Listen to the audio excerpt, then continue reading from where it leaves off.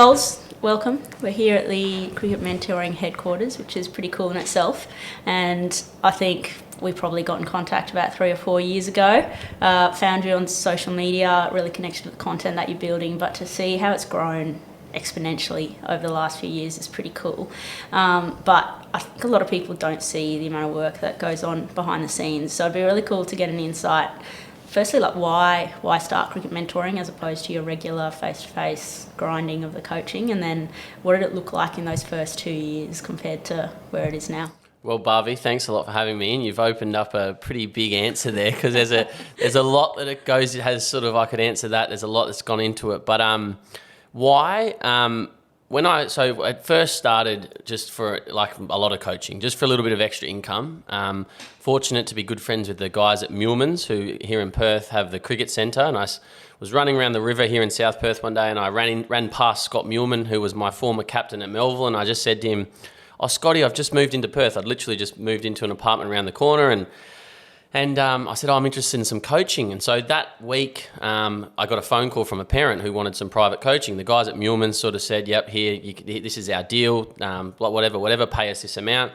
And I went to that session just wanting to sort of get a bit of extra income. I was working full time. I'd finished my professional career in England, and I got so much enjoyment out of seeing a little kid put their sort of trust, and the parent put their trust in me, and this kid just sort of light up when something clicked and I sort of suggested something, that I left there sort of really energized and wanting to do more. And over the next few weeks, I got a few more sort of clients, and then sort of upon reflection of my own career and not quite making it as a player myself and not reaching my own potential, I realized that it wasn't through a lack of sort of technical coaching. It wasn't through a lack of hitting a lot of balls. It was through a lack of my mental skills, my emotional skills, and understanding myself as a human being. And so from sort of the very beginning, I wanted to try and give more. So even before Cricket Mentoring was sort of born in January 2016, we're sort of winding it back 18 months, I was sort of creating these folders for players. I was printing out sort of articles off Cricket Info or off cricket.com about mindset. I was trying to create training plans, and I was trying to just do more for these young players because that's what I feel like I was doing when I was their age. I was wanting. So yeah, it was just a love of sort of looking at and seeing myself in these young people. It was all boys at the start, these young boys. I could see me being a 12-year-old, and I was about 24 back then or so. 24, 25. So yeah, it was a real enjoyment. And then, sort of out of that, I had some mates say, "Oh, get me some coaching." And then someone said, "Oh, you should start a business out of this." And then the word mentoring was sort of, I was reading everywhere in the business world, in the sort of commercial world, but not in sport. It wasn't used very often in sport back then in sort of 2015. And then January 2016, I founded Cricket Mentoring. We didn't launch it until August because I was trying to get the perfect website and make everything legit to sort of go out to the world. And in hindsight, with what I know now and sort of the mindset I have now around not caring about people's opinions as much, I should have just launched straight away. But it was an 8-month process of getting photos perfectly sized and everything. And when we launched, it was a good-looking website, thanks to my brother-in-law, and who put a lot of hours in. And yeah, here we are sort of 5.5 years later. We've grown quite well, and we've got a small team. You've been a part of that team at times. You've come to India with us. We've sort of really enjoyed having you a part of it. You headed up our female cricket here for a little while before we lost you to the east and to Ireland. But yeah, it's been a great journey, and in my opinion, we're still very young. We're still in the beginning, and I've got some sort of big plans, and hopefully we can continue to grow and continue to offer value to the cricket community around the world. Yeah, absolutely, and there's a lot now I want to unpack in that. Starting with, I suppose you mentioned, and I've heard you say a few times, I want to be the mentor I wish I had. So you as a 15, 16, 17-year-old boy, what do you wish you had actually had at that age that potentially, you did play professional cricket in the end, but probably similar as me, not as much as you probably wanted to. What do you wish you had when you were 17 that would probably have changed the outcomes down the track?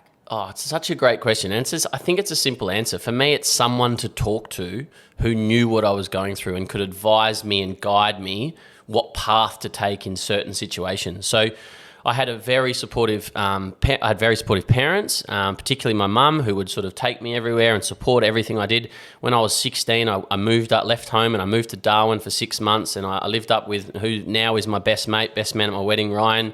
Lived with his family to be part of the Northern Territory Institute of Sport program, and my parents sort of supported everything I did, but they didn't have a sporting background. They didn't know anything about cricket until I started playing, and I just sort of wish I had someone older, a little bit wiser, who had been through something similar. Didn't necessarily have to have played at the highest level or anything, but could say to me when I was feeling down, hey, this is just normal. Don't dwell on it. Don't stress about it. Just like learn and move on. And that's one of my biggest messages is that's normal. What you're going through is normal. Don't beat yourself up for that. And that I didn't have. So it just would have been someone to talk to, someone to sort of pick up the phone and say, hey, I'm struggling a bit here. I'm struggling with this. What do you think I should do? And I think a good mentor doesn't have all the answers. I think that they're able to guide you to the right people, or in this sort of day and age, the right content, the right podcasts or the right articles that can just give you some learnings, but also some reassurance that you're on the right path. And as you said, like I left home a week before I turned 18, came to Perth. I then sort of went over to England. I played professionally in England for a few years. So I'm really proud of my journey and doing it all alone. I had some sort of fantastic coaches. I had some really great mates, but I didn't have that sort of really good role model who I could also just probe and ask questions of. And so that's sort of where this sort of business was born, and what I keep referring back to, that I'm trying to be the mentor that I wish I had. I think so many kids do have wonderful parents and parents who often come from a sporting background, but the kids at some point stop listening to their parents as well. So just trying to be that person on the outside of the family, on the outside of the system, that can sort of be there to answer those questions that I wish I had. Yeah, John's fascinating. You did not mention technical or tactical or anything like really structured to cricket within your answer there. It was firstly empathy, relationship, mentoring, conversations, and I really like how you mentioned it's the person not just outside your parents but outside the system. So we have a lot of, and particularly with this podcast, a lot of cricketers that are in and around high performance setups, whether it's underage or within squads, and a lot are like, well, I'm meant to be perfect, I'm meant to be in this high performance setup, and which has all the resources and all the money or whatnot, and you're like, hang on, so why is it that people still come to someone outside those setups? And I think it's because of what you said. It's that constant relationship of not just my cricket, but who are you as a person? Because what happens when you find yourself on the outside of that system? Yeah. And then who cares for you? Yeah, exactly. And for me, like Teague Wiley, it's been well documented. He's one of my boys. He's like a little brother to me. I've sort of mentored him since he was 13, and he's now into the WA system. He's been in their system, in their pathway system for some time now, but now that he's in the WACA system, I can sort of take a bit of a step back and just sort of be there on the outside when he needs me. We still talk most days. He's away in Sydney at the moment, and we text, and he sort of sometimes sends me photos of his setup from the World Cup to a practice game at the WACA, and we discuss those sort of things. But like right now, he's got a fantastic coaching staff at the WACA in Adam Voges, who's also a good friend of mine, and Bo Casson and Jeff Marsh. But what happens when Vogesy gets the next Australian job and Bo moves up and the system changes? Well, then who's there sort of looking after Teague? So for me, it's about supporting the individual. I think that those coaches in the system always have the team first, the system first. No individual is bigger than the system, obviously, or the team. But for me, it's about trying to really be that supporter on the outside, and whether if Teague sort of goes and plays Middlesex in England or goes, like, I'll be there for him, whereas often the state coach stays with the state team and so forth. The franchise coach stays with the franchise team. So for me, it's trying to build that relationship, and to me it's all about the long-term relationship. When I first saw Teague as a 13-year-old, I thought, wow, this kid could be amazing, as I have with many others. And I sort of see their long-term potential. And then for me, it's like I want to be on this journey with them. And hopefully Teague will be playing for Australia one day, pretty soon, hopefully. And I can be sort of part of that journey with him and beyond his cricket career. And we're very good mates. He'll be turning 18 soon, and I'll be having a beer with him when he turns 18. And yeah, I'm really excited for that. And that's the case with many others as well. I've formed a good relationship with Jake Weatherald recently. And again, he came to me because he wanted someone outside the system to talk to, be vulnerable to, and be honest to. Because you listen to a lot of athletes, and I'm sure you've heard this before, and I know you felt this personally, that it's bloody hard to be vulnerable to those that are deciding your career, those coaches inside the system that are picking the teams. And if you go to them and say, I'm struggling with something, well, then they might be like, well, why would we sort of pick him if he's struggling against spin or struggling with this or not in a good place? So I want to be that person that they trust and they can be vulnerable to on the outside. Absolutely, and we'll get into the vulnerability side of things in a second. But someone like Teague, I think it was 13, is that when you first started coaching him? Yep. And he's gone through the roof, particularly in the last 6 months, the Aussie World Cup, Jake Weatherall. There's quite a variety, but you also said you've seen a few that are just as talented at 13. And I've heard you say, and it's pretty common, is success leaves clues. What is it that you've seen with someone like Teague, or the people that actually transition that, he's talented or she's talented, into performances? What are those clues? Well, this is a whole nother podcast because that is opening another can of worms. But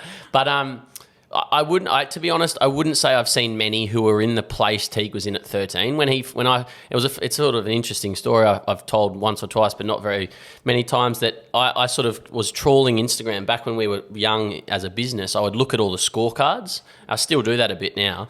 Look at my cricket, look at the scorecards, find the name on Instagram and send them a message. And that's how you connect directly to the player. So I found Teague's name, found his Instagram, and he just won awards for under 13 district cricketer or something. So send him a message, and him and his parents and I joke about it now. I'm very close with his whole family. His sister Georgia's a very good cricketer. I coach her as well. And then his parents, John and Marnie, and they talk about how at first they were like, who's this creep messaging us on Instagram? They saw our following and whatever. I offered them a free session just to come along. And from the first time I saw Teague, he was a very skilled 13-year-old. I don't like the word talent because I feel like, and I've got young daughters myself and I'm watching them develop. His dad, John, had played cricket and Teague had grown up around cricket. And he tells a story where he hated cricket until he was about 3 or 4, but he then spent so much time as a kid around cricket and hitting balls. So by the time he was 13, I probably haven't seen many cricketers that age who have the talent, not the talent, who have the skill that he had as a 13-year-old. So technically he was really sound. He was very well set up by his father and the principles his father aligned. But moving beyond that, I think the thing that I've given him more than anything is a bit of belief. I've always tried to and he talks, we had him on our podcast last year, and he talks about a moment at a national carnival. I was coaching the NT side. He was playing for WA. We were in the lunchroom together. He was about to go out and bat, and I just we had a little conversation. He then went and hit a boundary against the best bowler in the competition. He only made 10 or 15 that day, but that shot gave him the belief that he was good enough. He went on to score runs in the remaining games that tournament, and he got picked in the team of the carnival, and everything over the last 3 years has just been an upward spiral since then. So I've often sort of made him see things and believe in things that maybe he hasn't, but the biggest thing about him is he just absolutely loves his craft. He loves batting. And I see so many resemblances to Marnus and Steve and sort of Elise and Meg Lanning and the best players who are just so dedicated to what they do. And he just doesn't ever want to get out. And so he's so hungry.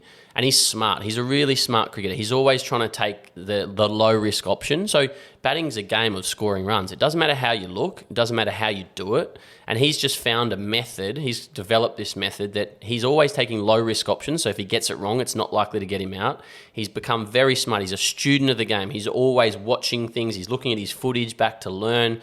So many, many things. But to me, it's the hunger and it's being a student of the game, being smart about how he goes about things. It's sort of fast-tracked him from being a skilled 13-year-old who lacked a bit of belief, got to 15, and then 15 to sort of almost 18 has just been incredible. Yeah, that's a really cool answer because it actually almost opposes, in a way, what I was almost preaching or my ideas when I started this podcast.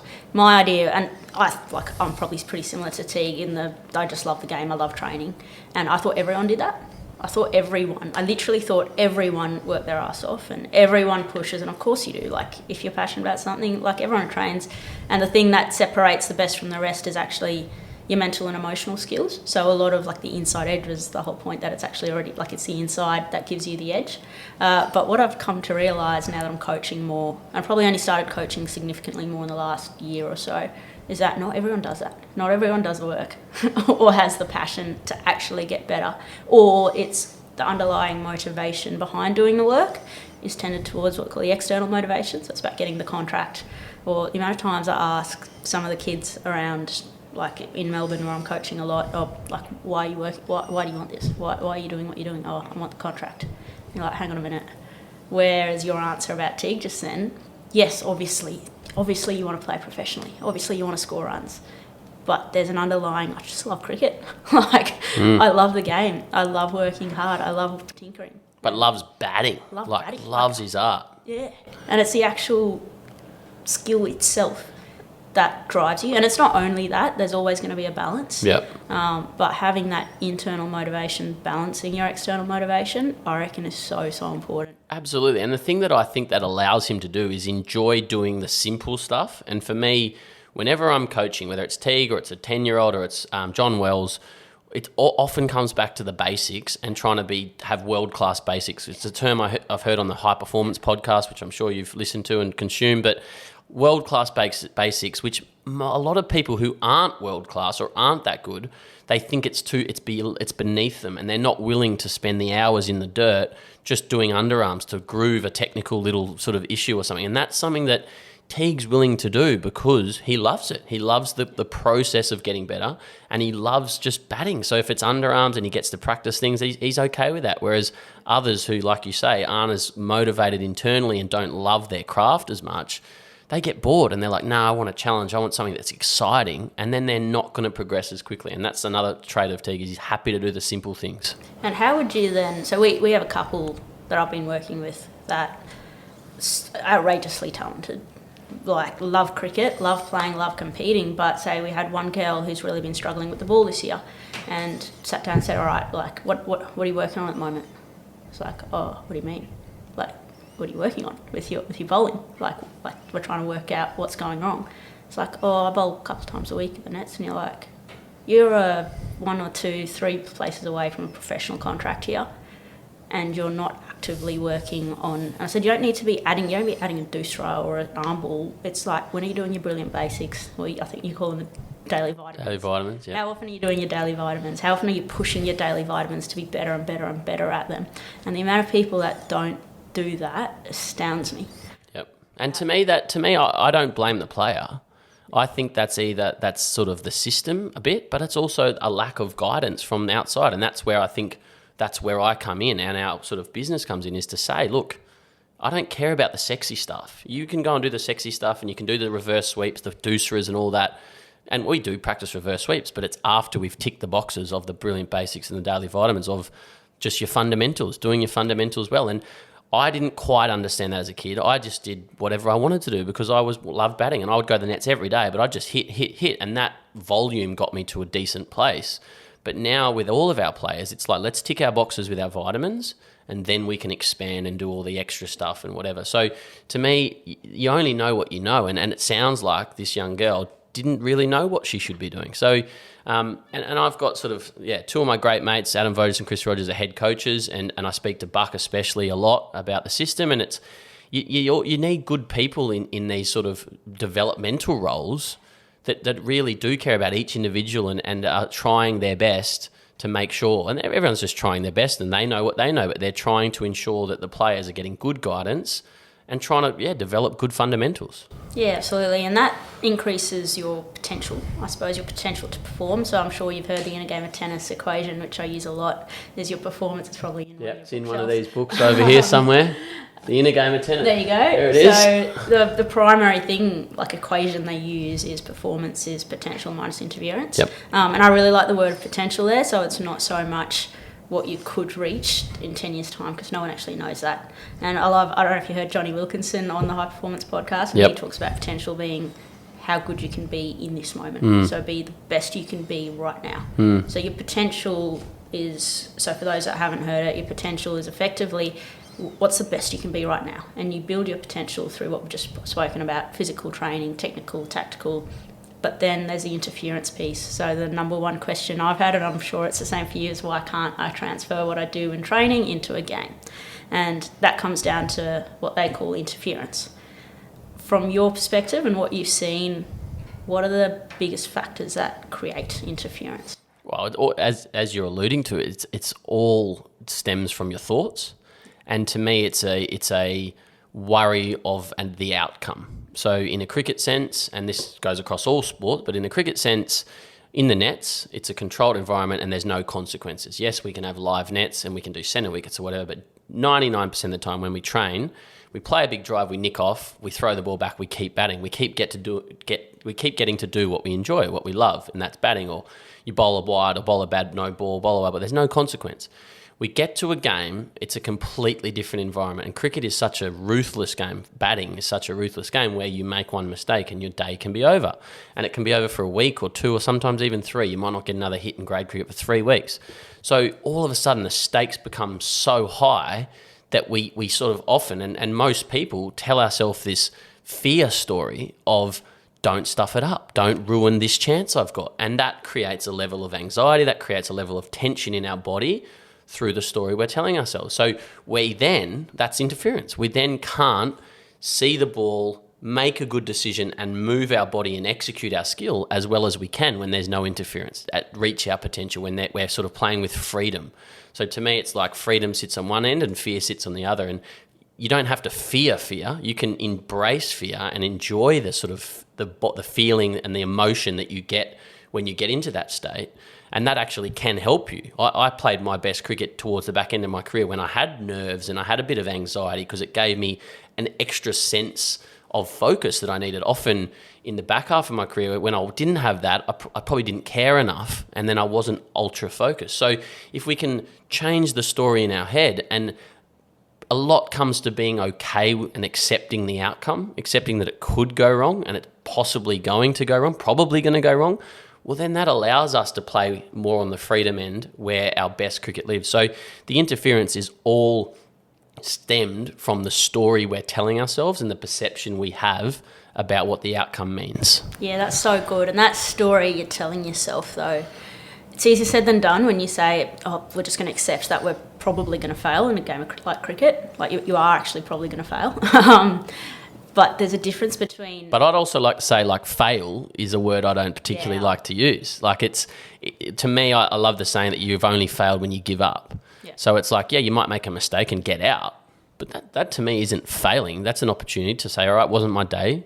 Or you might make a mistake and get out when you're 150, but it's an opportunity to learn. So I particularly try and change the language. I think that in coaching and mentoring, language is incredibly important because every word we say has some sort of meaning and context. So I try not to say you failed, but keep going. Sorry to cut you off there. No, that's perfect. So it's like, well, it depends on, again, that's the story that you're telling yourself. So you're telling yourself one story about what success is or failure is, and another story is what is success and what is failure. But for me anyway, and I reckon a lot of people I've spoken to, there's often 2 narratives running. So there's one which is a little bit more ego-based, which is failure is not scoring runs and success is scoring runs. And then there's another narrative, which is your conscious mind or your trained mind, that you might be hearing, your mentor, you might be hearing Scolls in your head and be like, no, failure is an opportunity to learn.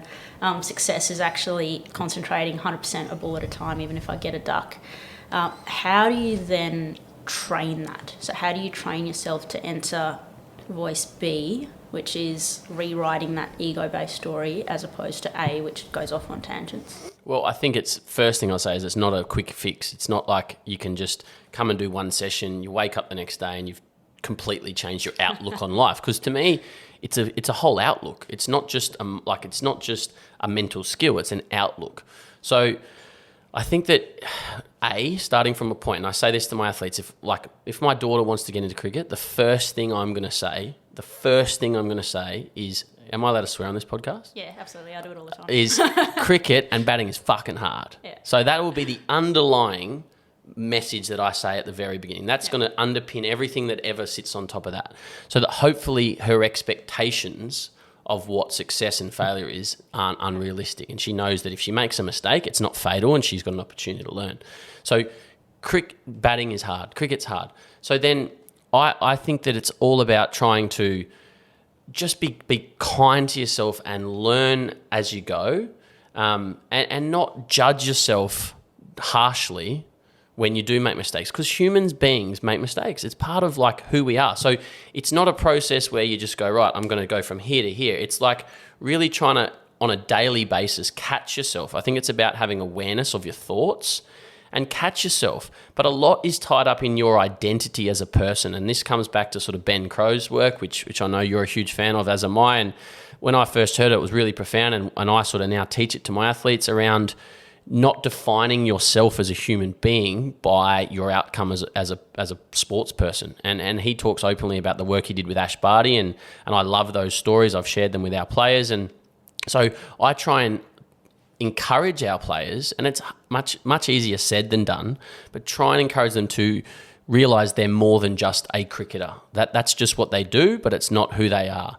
And if they can come from a place of not defining their whole identity as a human by their results, well, then they give themselves more permission to make mistakes. Whereas when I was young, I've always had a positive, optimistic outlook on life, but I haven't, like, I still get down on myself, and I wish I didn't identify myself so much with the outcome of my cricket, because at the end of the day, it's a leather ball with a bit of wood, and whether we hit it or not doesn't make us a more valuable or less valuable person than if we don't. So if you can get that identity piece right, and you do that around sort of identifying other things you value in life, you're good at in life, and why people love you for who you are, and not just because you hit a ball or bowl the ball well then it gives you sort of space to fail or make mistakes and not be too critical to yourself. Yeah, absolutely. And I love that you said at the end and gave some actual tools and tactics, because if I was going to play devil's advocate in a second, but you already answered my question in that, okay, so take Teague or myself as an example. You wake up in the morning, what's the first thing you're thinking about? Cricket. All right, now I've got to go to training. I go on social media, I score runs, everyone messages me. I don't score runs, nobody messages me. And all of a sudden, my whole external world is now around my performances and cricket. Plus, add in the fact that I just love the game, so obviously I want to do more of it.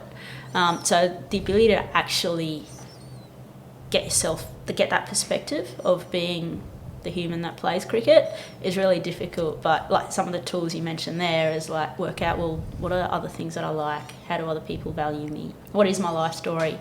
What are some other things that I really want to achieve with my life? Are really cool ways to actually build that perspective. And to go a little bit deeper on that, I think trying to build a circle of people around you, your inner sanctum, that love you and care about you regardless of your cricket is crucial. Because if you've just got hanger-oners who only are there when you're doing well, then who's going to help you when you're struggling? And so I think it's really important that you have and that's where, like, Teague was on a radio interview in Perth, and I was listening to it again last night. I sort of downloaded it. We're doing a bit of content around him at the moment. And he said that, I love Scolls. He's the first person to message me whether I have a good or a bad day. And he knows that I'm consistent to him, whether he's scored 100 in the World Cup or whether he's got his third duck in a row in A grade, and we're still talking that night. So I think just to go a little bit deeper, it's identifying your values as a human, but trying to get people around you, and they're the ones that really matter, because everyone else will always have an opinion. One thing as human beings we can't control is other people's opinions. We can try and be good people, but if someone sees us at our worst moment, they might think we're a bad person or whatever. So we can never control other people's opinions, and all that should really matter, and I think this is a really important message, is trying to be a good person for those in your inner sanctum and really value their opinion of you, because all the rest is external noise once you've got a really good, tight inner sanctum. Yeah, have you heard of the square squad, the term? So I think it's potentially a Brene Brown thing, but I might be wrong. So if you get a sticky note, you fold it in half again, so you've got a small square, and you write down whatever, so you can probably only fit 5 names on that, and that's your square squad. So it's not about, so there's the FOPO idea, free of other people's opinions. It's not about not caring what anybody thinks, but the way you have your values and your principles, the way you want to go about your life, it's those people, and they're the people that exactly are good or bad day, they're supporting you, they care about who you are as a person. Some of them might be people that give you a kick up the arse. The others might be like, no matter what, they give you positivity. But that's your square squad, and they're the only people that you do care about their opinions, and you do actively seek their opinions. But anyone that's not on that little quarter of a sticky note, irrelevant. Yeah, wow, like it. Yeah, I found that really and I think that really fits in with the idea that we are the sum of the 5 people we spend the most time with. And I can't remember who said that. It's a really famous sort of thing, and it's something, again, that I preach to and try and teach to our younger athletes is be really protective of who you're spending your time with. If you're hanging out with Deros and drop kicks, well, you're more than likely going to become one of them. And if you've got ambition, if you want to be a great athlete, you want to be a great sports person, well, you want to be trying to hang out with great athletes and great sports people. Surround yourself with people who sort of take you closer to where you want to be, because we don't even realize, especially when we're young. I'm sure you've got a few younger listeners, 15, 16, 17, even younger.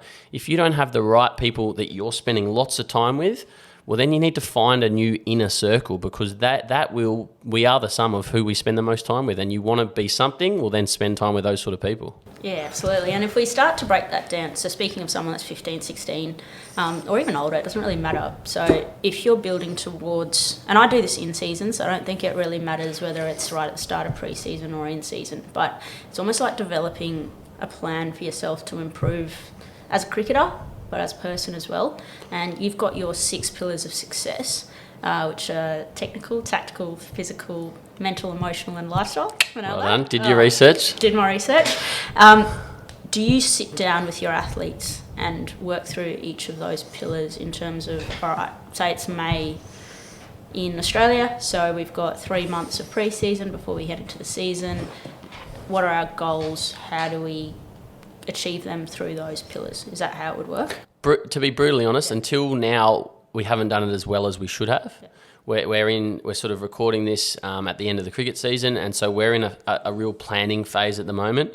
I've invested in a business coach, and I'm spending some time with him today, and something that we're working through is how can we offer more depth to our more serious athletes. We've got a number of athletes from very beginners, 6 years old, right through to John Wells, who's playing in the Big Bash, Josh Philippi, Teague, all these elite players and everything in between. But the primary client that we have is your 14 to 17-year-old who has real aspiration, and they have parents who are willing to fund and support their aspiration for their children. So I've said this to a few parents recently. We're having end of season sort of reviews and meetings, and we're trying to plan for the winter. And I'm being very transparent with the parents and saying, look, we're going to change our business model a little bit.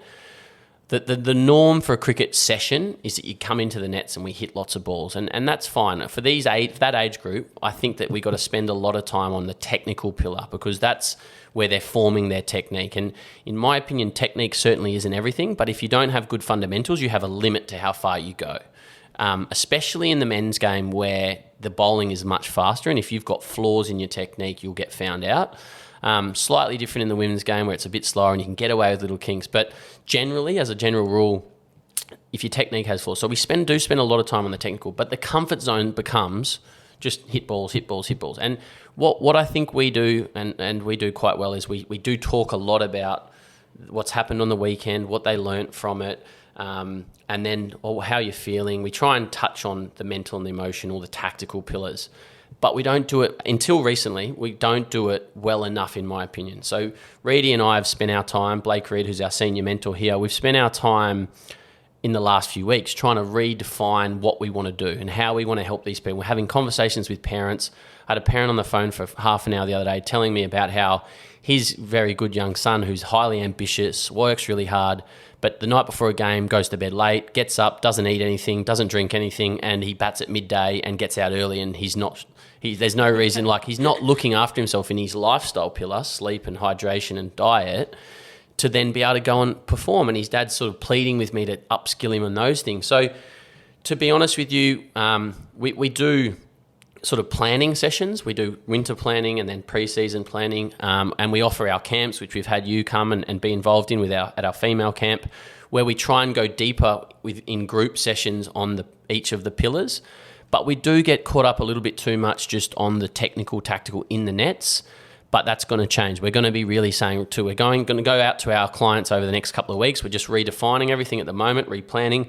We're going to go out to our clients and say, look, we've realised we haven't been going deep enough into certain things, and we're going to actually, once every month, we're going to, instead of being in the nets, we're going to want you to come into the office and we're going to review your footage from a match, and we're going to talk about all games are streamed now on Frogbox, which we've never really had before, even under 14s, under 15s, district level, and we've not had that opportunity before. So we're going to watch you bat in a game from your last 3 innings, and we're going to sort of talk about what you're actually doing in a game, because as we've said, the nets to a game is very different, and we only get to see them in the nets.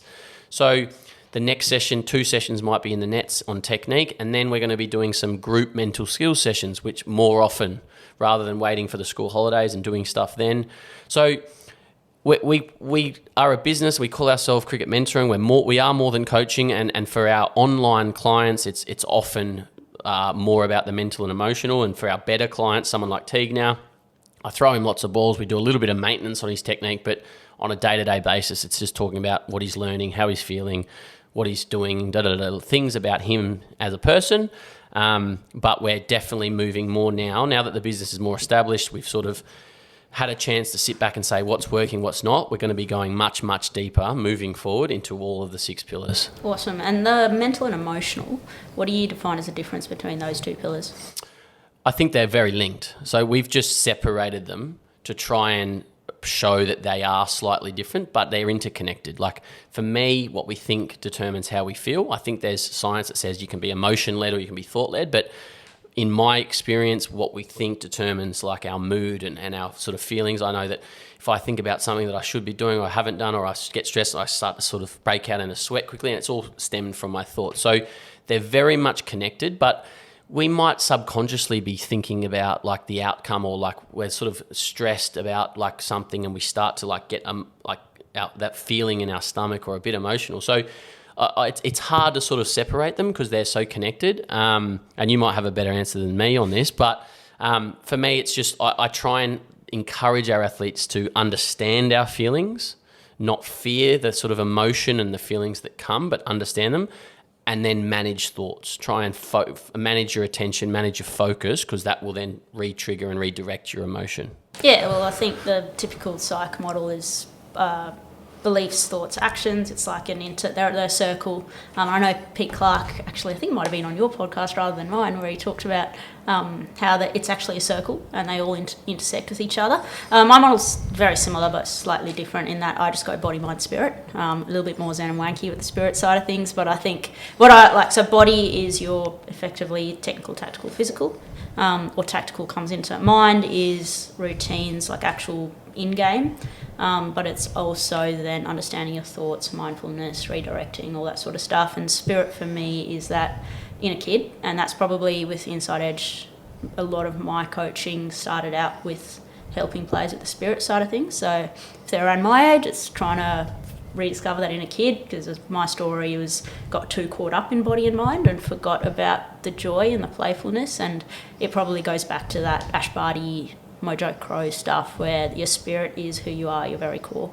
It's all of you in this moment, and then it's also accessing that extra level, so the flow state, whereas you can only get to a certain point thinking your way through things, and that's what makes spirit different to mind. It's about almost that letting go, surrender, deep humility. At the end of the day, as you said, it's a bat and a ball. Do you really think that, I said this, it sounds harsh, but I say this to quite a few. It's like, do you really think the universe or the world cares if you get a duck this weekend? Do you really think it matters? And to an extent, it sounds pretty ridiculous, but you can go into big world events. In the grand scheme of things, they're actually so small. I said that to a player last night who was stressing over how well he was hitting his cover drive, hitting 1 or 2 in the air. I said, and then he sort of said, "Oh, my bat is just tapping and it's sort of hitting my pad as I go down." I said, "Mate, if you spend a day in Ukraine right now, I don't think and I sort of went there. I was like, mate, this is not a big deal. Stop making it a big deal. Like, try and smile and have some fun. And fun is part of our values at Cricket Mentoring. It's one of our core values. And we don't sort of discuss that in our 6 pillars of success, but you've got to have fun. Like, life's too short not to have fun. And that's something that I'm really, really big on. So I love your spirit piece. Yeah, and I think it's joy. Again, I reference Johnny Wilkinson all the time, and he's got his own pod now too, which is unbelievable. So he talks about joy and what is joy. So you can go to someone who loves getting in the weeds and focused, laser focused, and say, "No, mate, just smile." It's like, no, but that's not me performing at my best. I like to actually have a little bit of ticker, or some like to. We had Charlotte Edwards on the pod a couple of weeks ago, and she talked about how she used to pick, like kind of Michael Jordan, pick a fight with someone. And it's like, well, that's not smiling and laughing, but joy is actually like getting in the weeds, like being so present and focused and like in the moment, in the flow, and that can be joy too. Absolutely. But it's joy with, it's a curiosity piece, not so much I have to get this right. And I reckon that's kind of the difference. Yeah, and one of our values, or what we say we want our cricket mentoring athlete to be, and one of the most important is curious, because I think so many young athletes and humans, we judge ourselves, and judgment often doesn't help. Like we have a player like hit a ball and they go, oh, that was good. Yeah, I'm feeling good. I'm happy. I'm a good player. And next ball, they miss hit one and they often go, oh, and often when it's good, they undervalue it. And when it's bad, they overvalue it and they get really down on themselves because they made a mistake. So one of my biggest things I say to players is, let's just be curious, try and understand why. What happened? Why was one good and one not bad? Don't beat yourself up for minor mistakes and judge yourself. So for me, yeah, that's a huge part of like what we do, is just trying to be curious, because that's where we learn. Yeah, and I heard something the other day, and it was like the irony of perfectionism is that it's the number one roadblock to success. Because if you're constantly getting distracted by the outcomes, of course, you're not going to actually improve. So to be in the process, so like everyone says it, process, not the outcome, but what does that actually mean? What does that look like? And going into detail, well, it's curiosity, it's humility, it's not being judgmental about whether or not you hit a good ball or not. It's like, well, how do I get better? Let's go again. Yeah, absolutely. And I think that going back to your piece about Charlotte Edwards and getting in the weeds, a lot is to do with self-awareness. Like a few of my good mates, Chris Rogers, Sam Robson, who Sam played for England, obviously everyone probably know Chris Rogers, they were ultra competitive when they batted. And like Robbo could almost like flick a switch when he'd go, even in the nets, he was ultra competitive, ultra focused. But outside of that, they were jovial, jokey, have a bit of fun, take the piss, sort of. But they were able to switch flick that switch. And like, yeah, others like Teague, he's very sort of quiet and focused. He doesn't talk much when he's batting. So just trying to understand yourself as well. For me, as I got older, I wanted to try and be as relaxed as I could be. So I wanted to talk to the umpire if I wanted to. Like sometimes I'd have a chat to the opposition or whatever. But when I then had to face the ball, I would try and switch myself back into that competition mode. So everything in life, I think, comes back to self-awareness, trying to understand ourselves as people and who we are and what makes us tick and what makes us perform at our best as an athlete. And then, yeah, our strengths and weaknesses and building our sort of game plans around that. Yeah, that's a really good point, the awareness piece. Have you heard of the alter ego effect? No. Oh, you would love that. I'll get the book. It's by Todd Herman. He's a performance coach as well, and he uses a lot of... So basically, as humans, as kids, we play. We create, we're creative, we imagine, we do all the fun stuff. I'm seeing that right now with my 3.5-year-old. Yeah. Actually, perfect example. Pay attention to your toddlers. I've got a little nephew who's just over 1, and they create, like, he's not speaking yet, but you can just see how fascinated he is. Every day he comes over, it's the same house, did the same stuff and the same toys, and he's fascinated by that golf ball that he's just picked up, and it's pink instead of yellow or whatever it is. So kids have that ability to stay present, but they're also incredibly imaginative. And we talk a lot about fun and play and joy when you're out in the middle. Well, it's just being that inner kid again to a point, but at the same time, we've got all this baggage as adults. So what Todd Herman does is his theory is that 1, we're naturally imaginative. 2, it is too hard sometimes to just let go of your insecurities. Everyone has, as I said, you have now about your business, about everything. Everyone has those insecurities. So rather than fighting them, you just create an alter ego. Now, what's in your alter ego? It's you at your best. So got to the Mike Hussey thing. Go back look at your best performances. What did you look like? What did you say? What did you eat? What did it feel like? What were your actions, thoughts, behaviours? Fully work out who are you at your best, and then create an actual character around it. So there's loads of athletes that do something similar, and you have a trigger.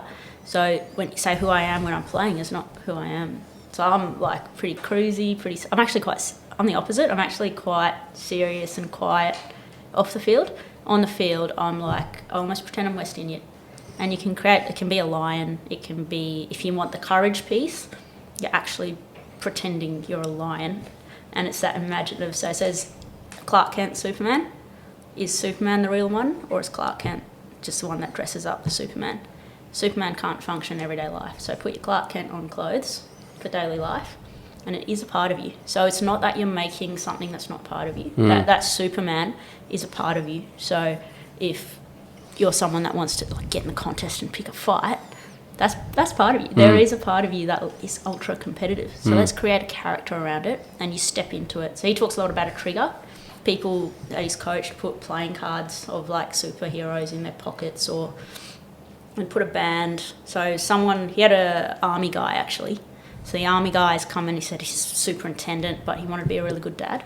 So he needed to create an alter ego around being a good dad. So every time he walked in the front door, he'd wear his keys, put his keys down, pick up a little bracelet. As soon as he put the bracelet on, he was no longer an army bloke, he was a dad.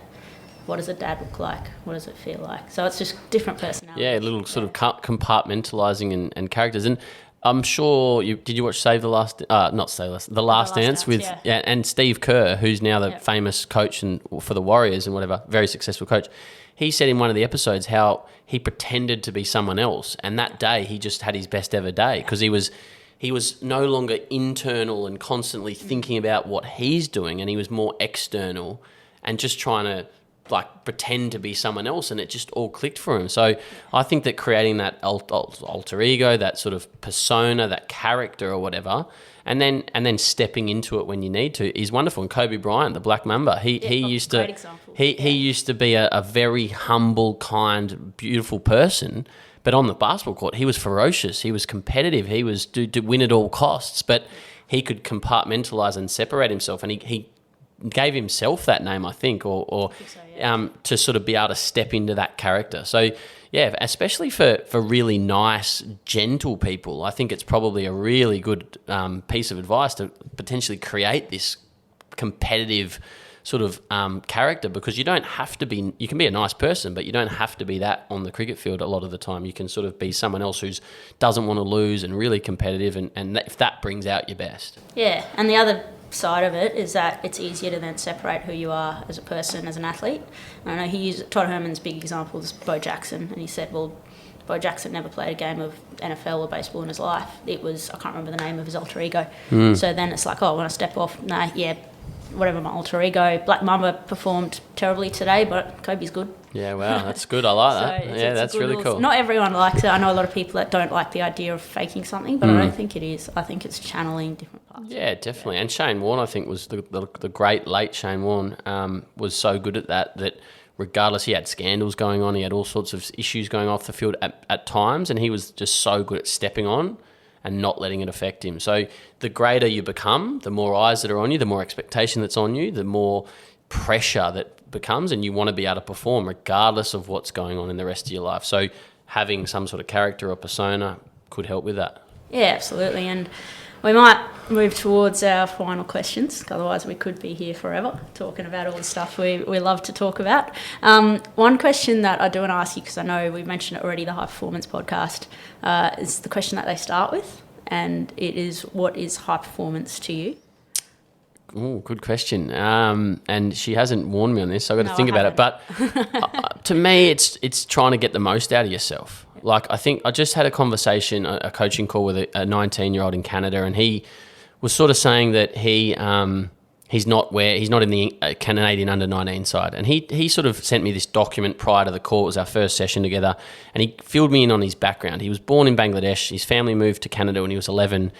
His parents didn't speak English, and he didn't know that there was cricket in Canada, and he never played for 6 years. So at 16 or 17, he started playing again. And I said to him that your expectations, it's your journey. It's your sort of story, your journey. It's really unrealistic to expect to be where a 19-year-old is just because your age is the same. You haven't put the level of time into your cricket just by your circumstances. So I said to him, you've got to redefine what your sort of success is. And for me, high performance or success is trying to get the most out of yourself, trying to be your best in every moment that you can possibly be. And it's not possible to be your best. I think we all have downs, we all have struggles, and it's accepting that and trying to sort of grow from that and learn from that so that we can be better and stronger next time and in the future when we're confronted with that again. So a long sort of ish answer, but I think it's trying to be your best as often as you can be. Oh, I love it. And another thing is we do have a lot of people that listen that love sport, love cricket, but are also in workplaces or moving towards a business aspect. Out of all the various topics we've talked today, what do you think you found the most useful in terms of helping you perform in a business setting as well? I think it's probably trying to learn. Like I say to people, I'm a cricketer who's trying to run a business. I'm trying to learn how to do this business thing, and I make a lot of mistakes, and I'm good at being kind to myself along the way. I have 50 things on my to-do list, and I might get one done in a day, and then I could go home and stress and beat myself up. But I have an underlying mindset that I'm just doing my best. I'm just trying to do my best. I'm trying to do whatever's the most important thing in this moment. And I'm trying to learn as I go. I'm trying to, like, I went for a run around the river this morning. I was listening to a podcast as I went. I listened to the radio or a podcast when I'm in the car. I've got some really fantastic mentors I'm trying to learn from, both in a business sense, and in a cricket sense, in a coaching sense. So I think it's just like always trying to learn. Like, I don't know everything, and I certainly don't know a whole lot about business. And so I don't think there's one sort of answer. It's just trying to always be open to new ideas, new things, and try things. I think that, like, you'll never know if you don't try things. You've got to obviously test ideas, and not every idea is a good idea, but you've got to be in it to win it, and you've got to make mistakes to then sort of learn. And so, yeah, and we certainly haven't done everything. Like, people might look from the outside and say, oh, you're killing it, whatever. We certainly haven't done everything as well as we could have. We could be going way better in many aspects if we'd done things slightly differently. But that's part of the journey. That's part of being a human. That's part of life, not just business. Brilliant. And the final question that we normally ask is about who you are at your best. And we're not talking about so much externally in terms of running this big business or all of the external things. It's just, who are you? Who is Tom Scolls at his very best? Good question. I love it. I think it's pretty simple. I think generally I'm very distracted. My wife and I have some issues at times because I'm so connected to my phone. I'm so connected to my business. And so at my best, I'm present. I'm really present, and I'm happy. I'm fun. I'm just involved in the moment. And it's a really good question, because it probably makes me think that I probably don't get to that as often as I'd like to, because I'm so caught up in what I'm doing, not who I am. So I think I'm at my best when I've got people around me that I care about, whether that's my family, my daughters, my wife, or my closest friends. And I'm just enjoying life. I get energy off other people. I enjoy trying to give energy to other people. So I think it's all around being present, and not like letting external worries or future worries about the business or anything like that get into my psyche that sort of zaps my energy a bit. So I'm highly energized and I'm really present. Brilliant. And Scolls, I think what you've built here at Cricket Mentoring and the conversation we've just had, I think exemplifies everything that you've spoken of. You're actually living and breathing exactly that. You're living and breathing, being curious, learning, making mistakes, going again. Our last 2 to 3 minutes just shows that you're not just preaching this stuff, you're actually living and breathing it. So thanks so much for coming on the podcast. I'm truly inspired by what you've done, and as someone trying to venture into the business world too, I didn't realise how hard it actually is, but to see you coming through, and I'm sure there's so much down the track for Cricket Mentoring. Thank you for everything you're doing, and thank you. Yeah, thanks for having me. I appreciate it, and hopefully there's a little bit of value in there. And I just think you got one life, so have a crack and try and have some fun along the way. So thanks for having me. Brilliant. Thanks for tuning in. If you want to continue to be part of the Inside Edge project, hit subscribe or leave a comment below. We're also on all major social media platforms. I look forward to having you along next time.